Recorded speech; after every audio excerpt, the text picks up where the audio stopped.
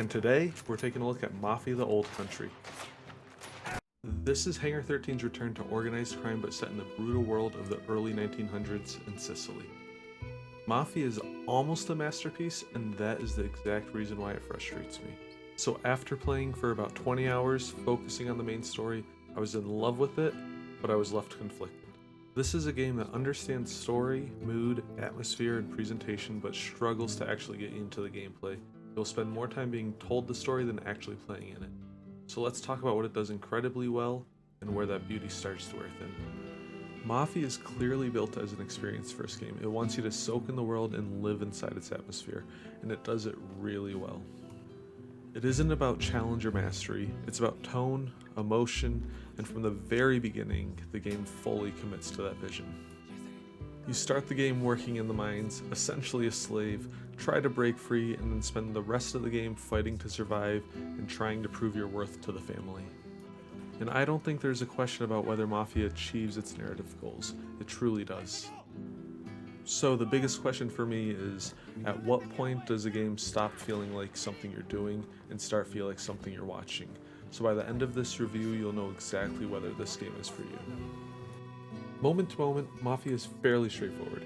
A mission usually opens with a cutscene, followed by a drive to your objective. You arrive, another scene sets the stage, you carry out the task, fight your way out, drive back home, and then report to the boss in yet another cinematic wrap-up. After a few hours, you start to recognize the rhythm. It's not just structured, it's predictable. Each mission feels like a new variation of a familiar Mafia trope. Protection rackets, political favors, rigged outcomes. The scenarios change, but the flow rarely does. When you are in control, though, the game shows flashes of what it could be. You can approach many encounters with stealth, slipping through buildings unnoticed, distracting guards with coins that Enzo carries or bottles you find on the ground, carefully navigating patrol routes. It feels deliberate and immersive when it works.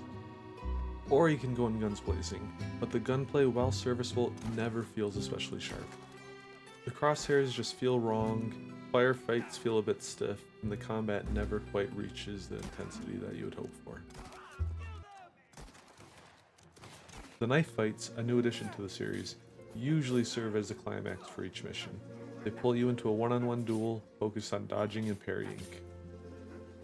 Reading your opponent, parrying at the right moment, and chaining together a clean combination feels great, but even here, the game sometimes reminds you who's really in control. There are moments when you're clearly dominating the bad guy, only for a scripted beat to trigger, your character stumbles, looks winded, and the fight resets in a way to serve the story and you lost your momentum. And that's where the loop starts to reveal its real identity. It isn't about mastery, it isn't about outplaying your enemies, it's about moving you through a narrative at a very specific pace. The systems are good enough to support the fantasy, but they rarely feel like they belong fully to you. One mission in particular really crystallizes for me, a race that is supposed to be rigged in your favor. In the cutscenes, the gang makes it clear they've stacked the odds, so when the race begins you expect chaos, maybe sabotage, maybe unpredictable AI behavior. Instead, what happens is stranger. The people you are racing never really pull away. No matter how messy your turns are, no matter how aggressively you drive, it feels like it's pacing you. Not because the race is rigged narratively, but because the game doesn't want you to lose. It doesn't feel like you won, it feels like you are allowed to win. And that's the pattern that keeps emerging. The systems are there, the mechanics are functional, but they often feel tuned to preserve the story's momentum rather than challenge you inside it. What makes all of this work is the strength of the story. You learn what it means to be part of a family, you discover who your friends are, and you develop a genuine hatred for the people that stand in your way. The relationships you build are memorable, and they anchor the entire experience. The world itself is one of the most beautiful and carefully crafted that I've ever played in.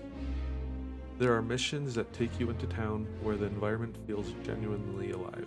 Crowded streets, people going about their lives, and it often feels like walking through the world of The Godfather before Vito ever set foot in America.